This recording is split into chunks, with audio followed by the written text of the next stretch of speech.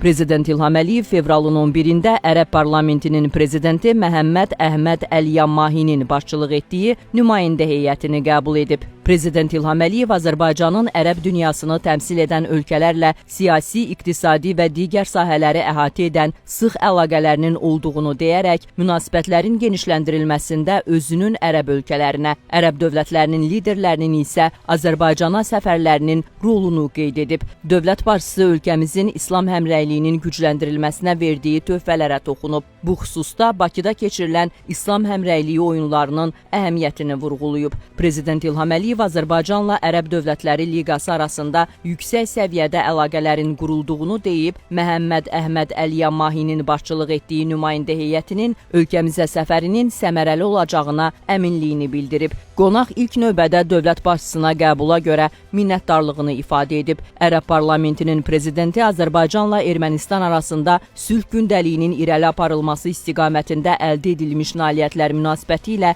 təbriklərini çatdıraraq regionda və dünyada sülhün bərqərar edilməsində Prezident İlham Əliyevin xüsusi rolunu qeyd edib və dünyanın dövlətimizin başçısı kimi liderlərə ehtiyacı olduğunu bildirib. Prezident İlham Əliyev xoş sözlərə və təbriklərə görə minnətdarlığını ifadə edib. Sülhün əldə olunmasının bütövlükdə regionun inkişafı üçün mühüm əhəmiyyət daşıdığını deyib, sülh gündəliyinin irəli aparılmasında ABŞ prezidentinin xüsusi roluna toxunub. Qonaq ərəb dünyasının gündəliyində duran məsələlərdə, o cümlədən Fələstin məsələsində göstərdiyi qətiyyətli dəstəyə görə dövlət başçısına ərəb xalqı adından dərin təşəkkürünü bildirib. Azərbaycanın həmişə Ərəb Dövlətləri Liqasının yekdil mövqeyinə uyğun olaraq Fələstin məsələsinin iki dövlət prinsipi əsasında həllini dəstəklədiyini vurğulayan Prezident İlham Əliyev, ABŞ prezidenti Donald Trumpın və Misir prezidenti Əbdülfəttah Əs-Sisinin dəvəti ilə Şarm əl-Şeyxdə keçirilmiş Yaxın Şərq Sülh Sammitində iştirakını, həmçinin Azərbaycanın Sülh Şurasına dəvət edildiyini məmnunluqla xatırlayıb, ölkəmizin sülh prosesinə töhfə vermək əzmində